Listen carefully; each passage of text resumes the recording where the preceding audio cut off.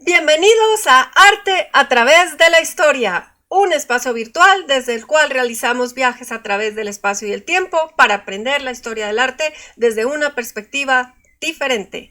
Mi nombre es Patricia Betancourt y seré su guía en cada una de las experiencias. En el episodio anterior viajamos a la prehistoria en búsqueda del origen, del nacimiento del arte. Vimos la evolución del trazo desde las primeras incisiones abstractas hasta el realismo y movimiento sorprendente de las figuras animales, el enigma de Altamira y finalmente la cueva de Lascaux como un todo. Si no han visto este primer episodio, los invito a que lo vean y acá les dejo el link. Hoy exploraremos las técnicas artísticas para conocer con qué pintaban, cómo pintaban, qué pintaban y por qué pintaban. ¡Iniciemos viaje!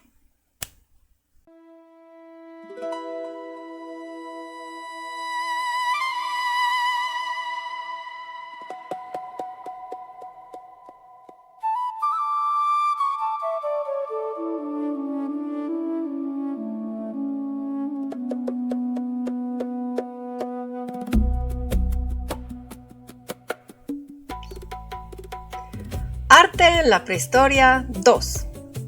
Los pintores del Paleolítico. Entrando a la cueva del Paleolítico, nos encontramos con uno de los artistas y le preguntamos ¿con qué pintaban? No nos dio ninguna respuesta. Tal vez no entendió nuestro idioma, pero nos proporcionó evidencias que podemos analizar. Para hablar de pintura, tenemos que hablar de pigmentos, aglutinantes y soportes. Veamos primero los pigmentos. Estos se conseguían fácilmente dentro de su entorno a manera de rocas, utilizados como colorantes. Fueron machacados en morteros de cuarcita con ayuda de un machacador y después extendidos sobre paletas de piedra en las oquedades óseas de los grandes mamíferos o simplemente conchas marinas. Aquí vemos un afluente del río Tinto con una alta concentración de óxidos de hierro, que es lo que ocasiona el tono del agua. Esto se formó hace millones de años cuando, a causa de los distintos movimientos sufridos por la Tierra, el hierro pobre y incandescente procedente del interior de la Tierra sale hacia afuera, quedando aprisionado entre capas de piedra, entre las cuales se iría enfriando, adquiriendo así la tonalidad que variaría según ese enfriamiento desde tonalidades amarillentas u ocres hasta tonalidades negruzcas o negras, pasando entre tanto por diferentes tonalidades rojas, marrones y anaranjadas según fuese la naturaleza del mineral, la temperatura adquirida en el interior de la Tierra y la velocidad del enfriamiento en las capas más altas de la misma. Recolectando de manera natural en la superficie, encontraban la materia prima para sus pigmentos. Aquí vemos una roca de óxido de hierro en tonalidad amarillo ocre y el mismo río Tinto donde actualmente se pueden ver estas tonalidades.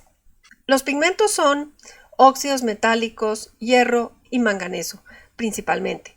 Dentro de los óxidos de hierro utilizaban la hematita, que da un color rojo, y su nombre deriva de la palabra griega que significa sangre debido al color rojo intenso. La goetita, que se caracteriza por su color pardo a negro, la limonita, que es una mezcla de óxidos e hidróxidos de hierro hidratados, principalmente goetita, y da el pigmento ocre. El carbón vegetal se usaba para los negros, el manganeso se obtenía a través de la recolección directa del entorno natural. Con él se obtenía un negro profundo que se utilizaba para delinear, pero dependiendo de la pureza, el tipo de mineral, si se estaba mezclando con otros óxidos como el hierro o arcillas presentes en las cuevas, también podía producir tonalidades oscuras de marrón, gris o violeta oscuro. El caolín era uno de los pigmentos utilizados para el blanco junto con la caliza. Solo han llegado hasta nosotros los pigmentos de origen mineral. Sin embargo, la investigación realizada hasta la fecha nunca ha revelado colores orgánicos. Vemos piezas líticas con residuos de pigmento y trazas de rayado encontrados dentro de las cuevas de Lascaux. Los aglutinantes son el medio con el cual se mezcla el pigmento para hacer la pintura y provenían directamente de la naturaleza. Como aglutinante se empleó el agua, el tuétano. Este era uno de los más comunes, que se obtenía de la médula ósea. También utilizaban la grasa de los animales que cazaban, y estos aglutinantes permitían que el pigmento se adhiriera muy bien a las paredes de la roca. La sangre, utilizada tanto por su valor simbólico como por su capacidad aglutinante, provenían de la caza. El huevo, se cree que la clara del huevo se utilizaba para dar consistencia y fijar el pigmento, y la yema como aglutinante. Gomas y sustancias vegetales como las sabias espesas de diversas plantas, que servían como adhesivos naturales, se extraían de los árboles y plantas, siendo la brea de abedul uno de los superpegamentos más antiguos producido calentando la corteza del árbol. También usaban cola de pescado y seguramente muchos más. Debía ser un constante ensayo y error con diferentes aglutinantes. El soporte de la pintura rupestre es la pared de la roca que hace parte de la caverna. Esta tenía variantes como esta que vemos expuesta por descamación o corrosión del sustrato, calcita de grano fino que permite detalles como estos cuernos, posiblemente de bisonte. Esta superficie es tan granulada que la llaman calcita de coliflor. Solo observen con atención su forma. Ahí no se pueden hacer muchos detalles, pero sí se logra ver el hocico de un animal. Montmilch es el nombre que se le da a las paredes rocosas que sufren alteraciones como resultado de la acción de las bacterias. Los soportes tienen muchísimas variaciones, pues dependen de la constitución de la roca de cada una de las cavernas. Nos encontramos a otro artista, y como ya sabemos que no habla nuestro idioma, le vamos a pedir que nos muestre cómo pintaban y sus herramientas para que podamos deducir las técnicas utilizadas. Veamos su trabajo. Aquí está el soporte. Vamos a ver cómo lo pinta. Parece que la forma natural de la roca, algo se forma. Veo una cabeza. Eso es. Al aplicarle el negro en el borde, con golpecitos negros y continuos, algo se forma. Aplicó amarillo ocre como color plano y le da forma al cuerpo. Ya estamos viendo un caballo. Le pone cola con algún tipo de pincel y el contorno con los detalles anatómicos, y esto ayuda a definir aún más la figura. Detalles que le dan acción. Parece que está corriendo y unas armas vuelan hacia él. Después de ver a nuestro artista en acción, vamos a conocer herramientas con las que contaba. Pueden ser desde las simples yemas de los dedos hasta pinceles, espátulas, trozos de piel. Estamos viendo una bolita como de pelo de algún animal, algún resto vegetal, una piedra, conchitas con pigmentos.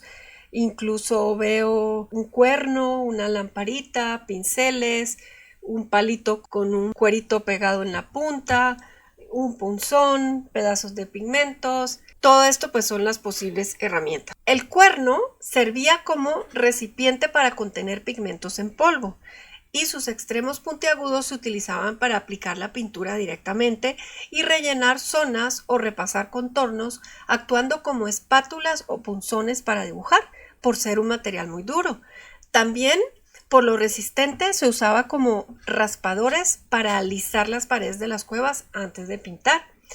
Y se cree también que los cuernos huecos, al igual que los huesos, podían usarse para soplar pigmento en polvo sobre la roca, logrando efectos de difuminado, o para realizar los contornos de las manos en negativo.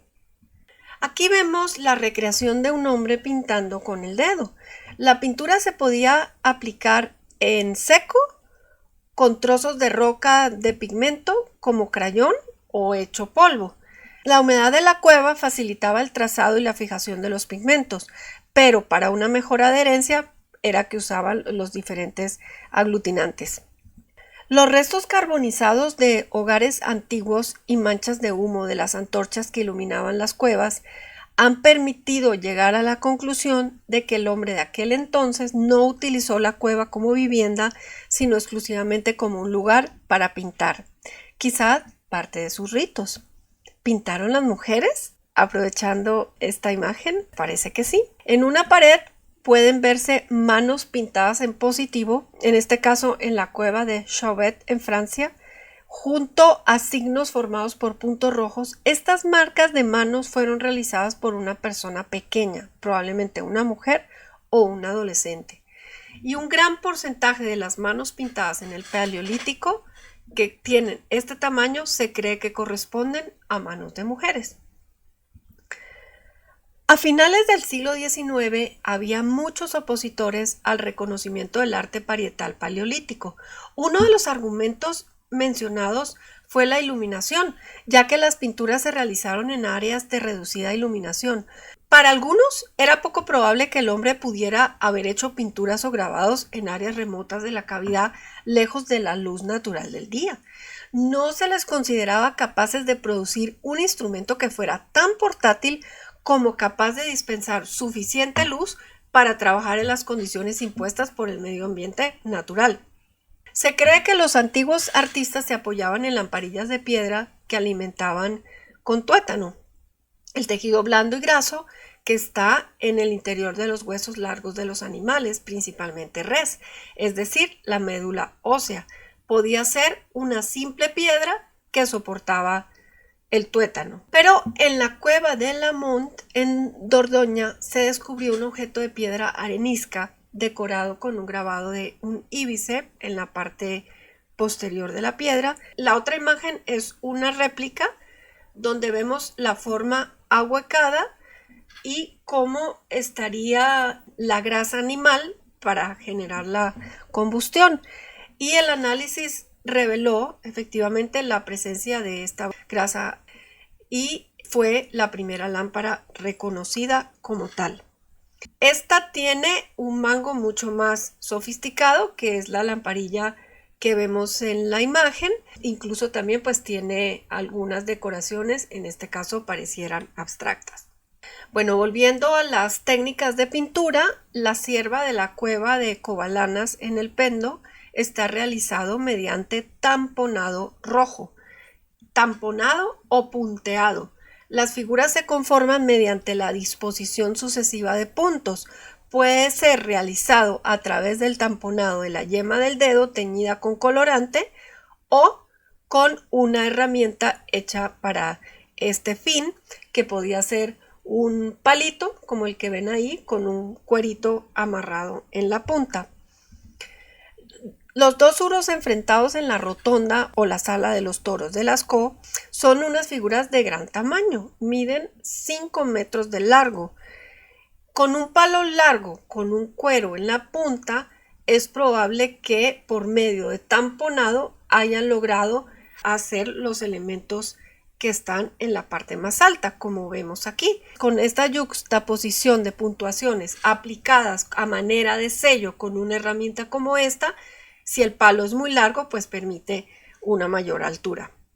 A través del esparcimiento de la pintura le daban sombra al interior de las caras y cuerpos de los animales para darles relieve y resaltarlos. Esta técnica se llama stump drawing y ellos la inventaron. Puede haber sido con una herramienta como la que estamos viendo en la imagen, que funciona como un difuminador.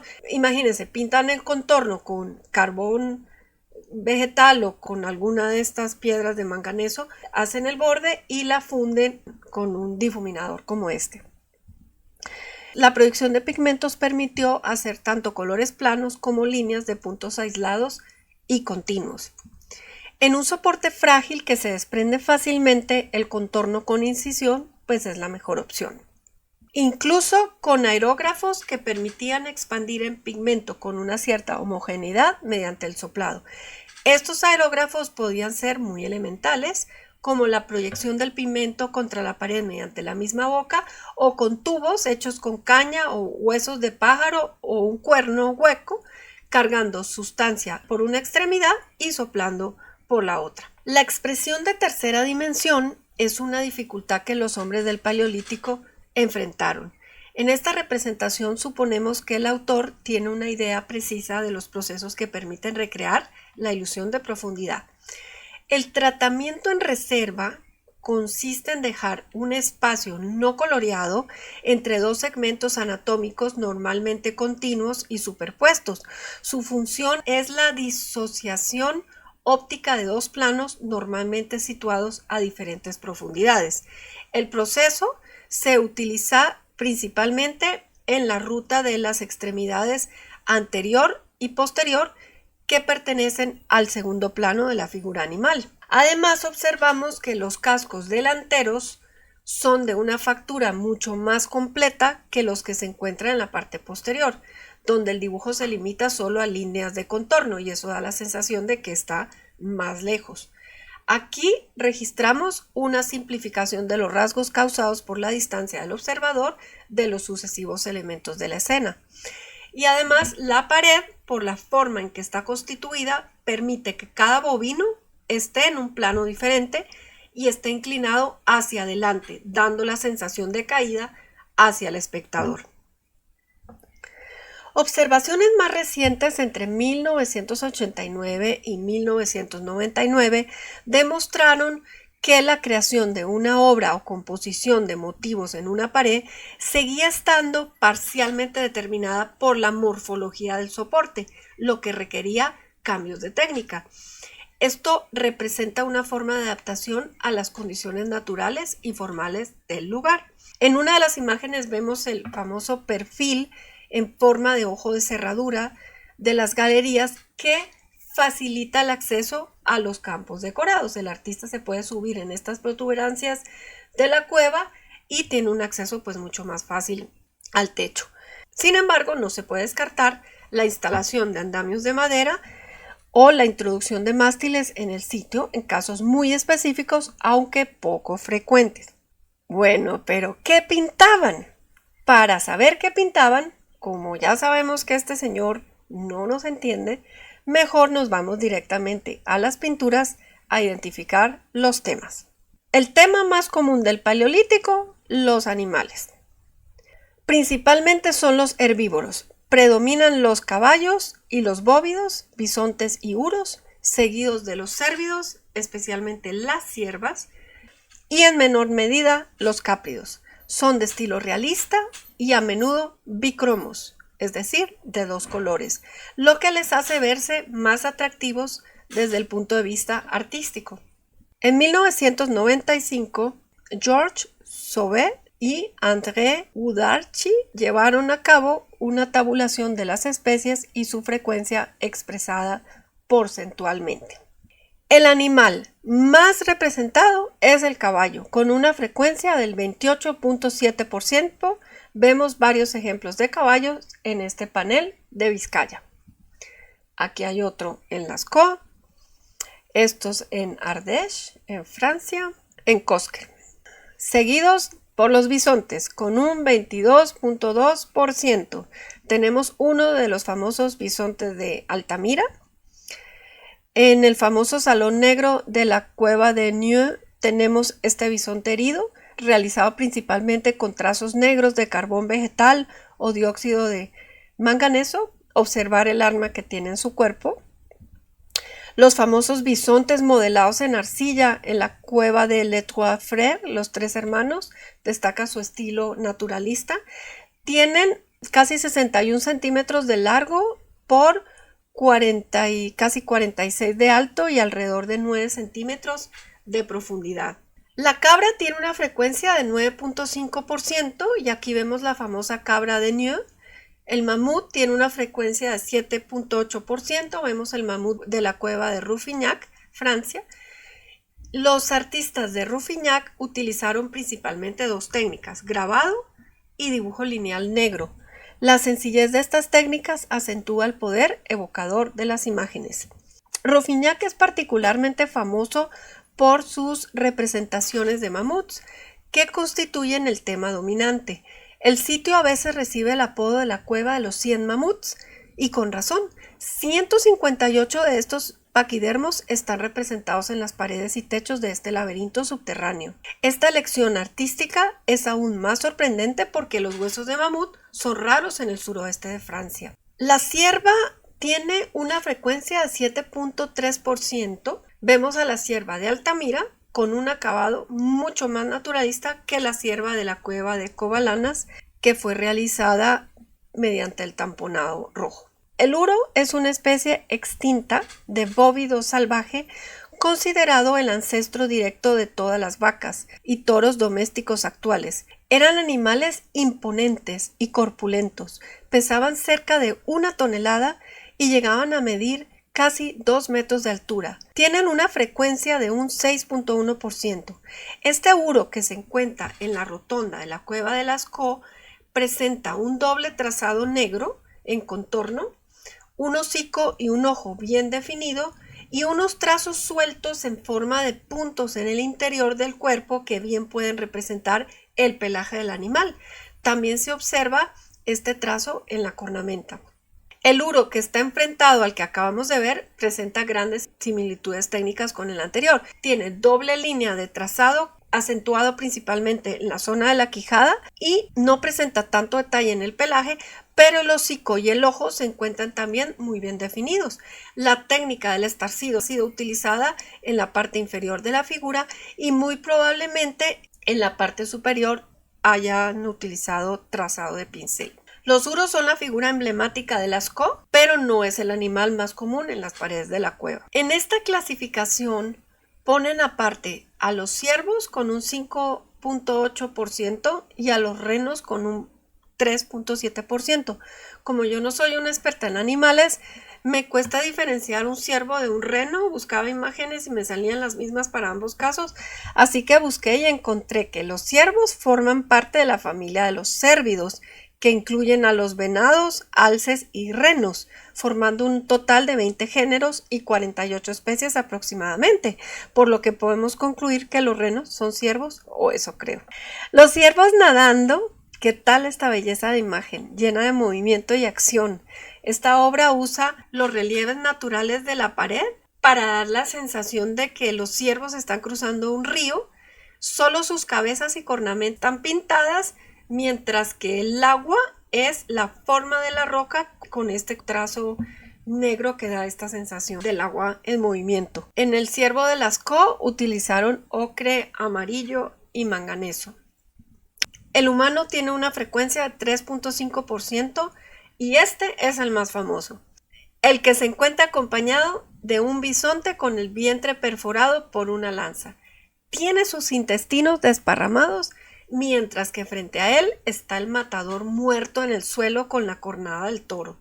Todo hace pensar en una escena con un mensaje al que le han buscado numerosas interpretaciones. El oso, apenas un 1.4%. Vemos una bella imagen de 3 osos de perfil que fueron dibujados en ocre rojo en la pared frente a la entrada de la cueva de Chauvet. El primero está completo y el relieve se ha utilizado para evocar el vientre y los hombros. Bajo su cuello se ve la cabeza de un osesno. Van seguidos por un tercer oso más imponente cuyo trasero está sugerido por una concavidad en la pared. El oso y la pantera tienen una estrecha relación en esta imagen. Los puntos en el cuerpo de los animales son un aspecto en común importante y no es nada habitual. Los animales diversos, es decir, todos los que no mencionamos en esta tabulación de especies que están representados en el arte rupestre, tienen una frecuencia de un 1.3%. Ahí tenemos a la pantera, que acabamos de ver en la escena acompañada por el oso. La principal originalidad de esta escena precisamente es la presencia de la pantera, ya que es el único ejemplar de su especie en la cueva e incluso en el arte paleolítico europeo. Vemos una comadreja en la cueva de Neu, Francia. Un trazo que esboza la comadreja merece señalarse, ya que este animal raramente es representado en el arte parietal magdaleniense. Un pingüino tampoco es muy común y está en acción, nadando.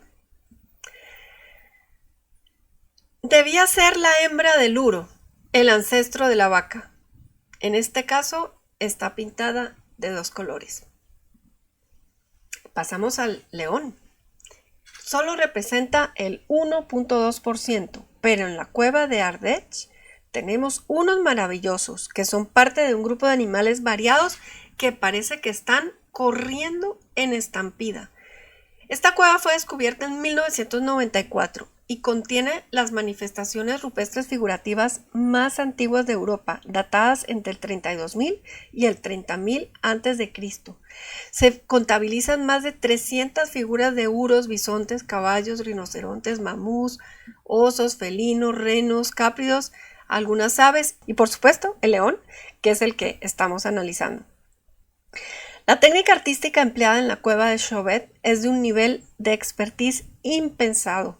El trazo es perfecto, estilizado, proporcionado. La expresión de las bestias está sumamente bien lograda. La técnica de sombras y relieves es impecable. La animación que adquieren al sobrepintarse los contornos es asombrosa. Las técnicas utilizadas incluyen difuminado para modelar el relieve interno de los animales, el sombreado de contornos para que resalten y la búsqueda de la perspectiva poniendo uno detrás del otro. Dentro del mismo grupo que corre en estampida tenemos a estos leones liderando la escena. Aquí vemos el uso de grabados, el tizón y pigmentos rojos. Los etólogos especializados en leones ven en esta imagen una escena de preapareamiento. Además de las figuras en esta escena, hay rastros de múltiples acontecimientos producidos por la presencia humana, como apoyos, roces, impactos, evidencias de antorchas en los muros, alisados de arcilla, etc. Y de origen animal hay arañazos, pelos. ¿Será que metieron algún animal vivo a la cueva y fue pintado durante algún ritual? Les dejo la pregunta abierta. Siguiendo con la tabulación de los animales, el pez tiene una frecuencia de 1%. Por un lado tenemos al pez de la cueva de la Pileta en Málaga, realizado con pintura negra, y dentro del gran repertorio artístico de la cueva de Nió tenemos la representación de dos salmónidos, o sea, salmones y truchas hacen parte de los salmónidos, grabados sobre las arcillas compactadas y datadas del periodo magdaleniense. Una de las primeras representaciones rupestres de un pez fue localizada en el abrigo de Abri du Poisson, refugio para peces, de ahí su nombre, y en ella se puede admirar un gran salmón esculpido en bajorrelieve en el techo de la cavidad, datado 25.000 años de antigüedad, dentro del periodo gravetiense. Por cierto, como pueden apreciar en la fotografía, este grabado sufrió un intento de extracción poco después de ser descubierto. El rinoceronte, de los menos frecuentes, 0.5%. Vemos uno de los rinocerontes de la cueva de Ruffignac, en Francia, y un par de rinocerontes en plena acción, parecen peleando en Chauvet. Y en esta misma cueva tenemos este maravilloso rinoceronte muy estilizado, definido totalmente con una línea de contorno muy segura. Bueno, después de haber visto los animales, que es lo más común, pasamos a los seres híbridos. Los brujos o enmascarados hacen parte de las representaciones del arte rupestre también. Son figuras antropomorfas con atributos zoomorfos que se han asociado a actos rituales o de magia propiciatoria y que forman parte de las composiciones pictóricas fechables en el magdaleniense. Un ejemplo notable es el conocido como el hechicero, que se describe como una figura parecida a un hombre con cuernos y barba, con un pie y una pierna que se asemejan a los de un humano. Para quienes ya vieron el capítulo 1 de la prehistoria, sabrán que Henri Breuil, abate francés, considerado uno de los más brillantes prehistoriadores de la primera mitad del siglo XX, dedicó toda su vida investigadora al estudio del arte prehistórico. Él estudió este otro hechicero y lo dibujó. Durante sus primeras investigaciones en la década de 1920, su publicación convirtió a este hechicero en uno de los ejemplos más famosos de arte prehistórico europeo. Y en su detallado dibujo representó un ser antropomorfo con piernas humanas, patas de oso, cola de caballo, astas de ciervo, barba de bisonte, ojos de búho, y empezaron a surgir varias hipótesis del significado. Unos quisieron ver un hechicero, un chamán, incluso hasta una divinidad. El problema es que las fotografías modernas muestran una figura bastante diferente. No hay ni rastro de las astas y el resto del hechicero apenas se parece al dibujo de Breuil, salvo la silueta. Algunos historiadores creen que él pudo confundir algunas grietas y marcas naturales de la roca, tomándolas como parte de la figura, mientras que otros opinan que son marcas grabadas intencionalmente y que forman parte del conjunto junto con la pintura, pero son tan finas que no se aprecian en las fotografías debido a la deficiente luz. Por ejemplo, Jean-Claude, uno de los más destacados prehistoriadores franceses, afirma sin ninguna duda que el dibujo de Breuil es correcto y que apunta que él mismo ha podido comprobarlo in situ en la gruta. En la misma cueva se puede contemplar al hombre bisonte con un instrumento musical. Se trata de una figura antropomorfa con partes humanas, el sexo y su postura bípeda, y animales como cuernos, orejas, barbas y cola, mientras que la disposición de las piernas recuerda algún tipo de danza, encantamiento. Podría ser un ritual relacionado con el baile. Aquí vemos evidencia del nacimiento de otras manifestaciones artísticas, el baile y la música. El cuerpo está recorrido por finas líneas grabadas, mientras que los espacios intermedios presentan una pigmentación negra. Llama asimismo la atención el tratamiento expresivo de unos ojos desmesuradamente abiertos y pese a su sintetismo resulta ser una figura de gran calidad. Aunque poco conocido por el gran público, El hombre bisonte del castillo es una de las obras más singulares del Paleolítico. A nivel formal es una escultura en bajorrelieve, que no alcanza a ser de bulto redondo, ya que está embebida en una estalagmita. La propia naturaleza comenzó a formar el trabajo y fue la mente del hombre paleolítico quien adivinó las formas en la propia roca y acabó configurando un antropomorfo con rasgos humanos y animales. En él se conjugan las tres técnicas fundamentales del Paleolítico: la escultura, el grabado y la pintura. Aprovechando las caprichosas formas de la roca, se configura una figura con cabeza y cuerpo de bisonte, acabando con extremidades inferiores humanas, donde se puede apreciar con claridad la forma del pie humano. Se pueden observar en trazo negro los cuernos en la parte superior. Aprovechando la concavidad natural, se insinúa el ojo, que para ser remarcado se ha grabado con trazos finos su contorno. La jiba aprovecha la protuberancia natural de la roca y, aunque en su momento pareciera que estuvo pintado en su totalidad, hoy conserva todavía algunos rasgos de esta pintura. Las huellas de manos realizadas por impresión en negativo o en positivo. Hay distintas interpretaciones mágicas acerca de su significado, desde ritos mágicos propiciatorios hasta actos de reafirmación individual. ¿Serían las primeras firmas?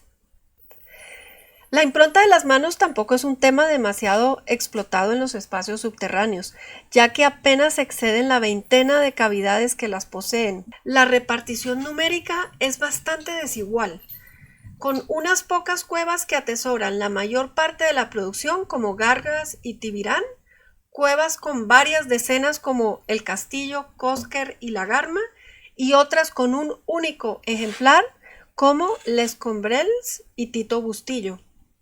Y aquí vemos las manos en negativo de la cueva del castillo en Puente Viesgo, Cantabria. Los signos que, solos o mezclados con las figuras, se repiten constantemente a lo largo de todo el Paleolítico. Son de formas muy variadas: puntos, bastoncillos, de formas cuadrangulares o rectangulares con divisiones internas, líneas, cruces, etc. Las encontramos con abundancia, por ejemplo, en la cueva del Castillo en Asturias. Algunos se conocen con el nombre genérico de tectiformes y sus interpretaciones han sido muchas y muy diversas. Se llaman así porque su forma recuerda techos de cabañas. Datan del Soloutrense, 22.000 al 15.000 a.C., pues aunque sean nómadas, con algo se debían cubrir su lugar temporal de habitación. Tal vez sí podrían ser techos. La gruta también tiene signos tales como puntos, líneas de color rojo y negro, ya sean aislados sobre las paredes o asociados con representaciones de animales. Los claviformes tienen variadas interpretaciones, remiten un tipo de arma, como clavo, una estaca, y también se ha interpretado como una simplificación final de la figura femenina de Venus.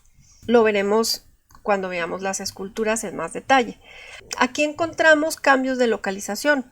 Los signos claviformes generalmente forman parte de la decoración de las cuevas profundas. La forma de perfil de una figura humana encuentra su reducción última en los signos claviformes que se dibujan en las cuevas durante el periodo magdaleniense. Bueno, llegó la hora de preguntarle a nuestro amigo ¿por qué pintaban? Durante algún tiempo, la explicación más aceptada era que las especies animales que se representaban, la mayoría comestibles, sugerían que este arte era una magia propiciatoria para la caza, opinión apoyada en el hecho de que aparecen flechas dibujadas en los costados de los animales y se analizaba cada dibujo de manera individual. Estudios posteriores han puesto en duda la teoría de la magia propiciatoria, porque los conjuntos atienden a determinadas fórmulas. Caballos y bovinos ocupan posiciones centrales, ibex y mamut están situados en la periferia y son de importancia secundaria. Las superposiciones, los perfiles sin terminar, los signos de diversas formas, todos tienen un lugar determinado y la fórmula parece hallarse repetida a intervalos varias veces en la misma cueva. Las pruebas arqueológicas demuestran que el reno era la principal presa de los cazadores del Paleolítico Superior y sin embargo se le representa poco en el arte. A pesar de que el clima y las especies animales variaron mucho a lo largo del Paleolítico Superior, el repertorio de animales representados en el arte es notablemente constante. Y por último, investigaciones etnográficas actuales sugieren, por analogía, que el Paleolítico Superior fue un periodo de considerable abundancia. Sabemos que, aunque el clima era periódicamente muy duro, la vegetación y los animales de gran tamaño eran muy abundantes y podemos deducir que el hombre del Paleolítico no necesitaba hacer súplicas para que la comida fuera fácil de conseguir. La creación de santuarios en cuevas sugiere que el arte del Paleolítico tenía una importancia mágica o religiosa, mientras que su calidad, su homogeneidad y su duración suponen vínculos sociales de gran fuerza. Podemos concluir que no era simplemente decorativo, sino que tuvo una importancia social grande y continuada. El Paleolítico es un periodo del que no conocemos la historia social. Estudiamos su arte para conseguir algo de la mentalidad de sus creadores. De este modo nos enfrentamos con la obra de artistas que podían concebir y ejecutar perfectamente una fórmula que dominaba todos los problemas de reducir 3 dimensiones a 2 y que podían crear con facilidad una imagen por medio de un ideograma. Además, por el desarrollo y la duración del arte, podemos deducir un grado considerable de armonía social. El arte paleolítico representa una tradición artística y religiosa ininterrumpida que duró 20.000 años, fenómeno que jamás se volvió a dar. Bueno, primer salto en la historia para ver cómo utilizar la historia del arte como recurso creativo. Esta obra la pinté yo, me valí de mis estudios sobre esta época para aplicar la técnica de la prehistoria, mezclando pigmentos minerales como los óxidos de hierro principalmente, pero yo utilicé un aglutinante contemporáneo, el polivinil acetato. Con esta técnica hice todas las pinturas para mi primera exposición individual que hizo parte de mi proyecto de graduación en 1992. Regresamos, es el momento de volver a nuestro espacio y tiempo. Espero que hayan disfrutado y aprendido mucho. En el próximo viaje conoceremos a los escultores del Paleolítico y las maravillosas piezas que realizaron. Les aconsejo que se suscriban y accionen la campanita para que puedan estar atentos al momento exacto en el que esté disponible el próximo viaje. No hay que viajar solos. Inviten más gente a quien les pueda interesar y compartan este video. Si les gustó, denle like y cuéntenme en los comentarios cómo les pareció este viaje. ¡Hasta pronto!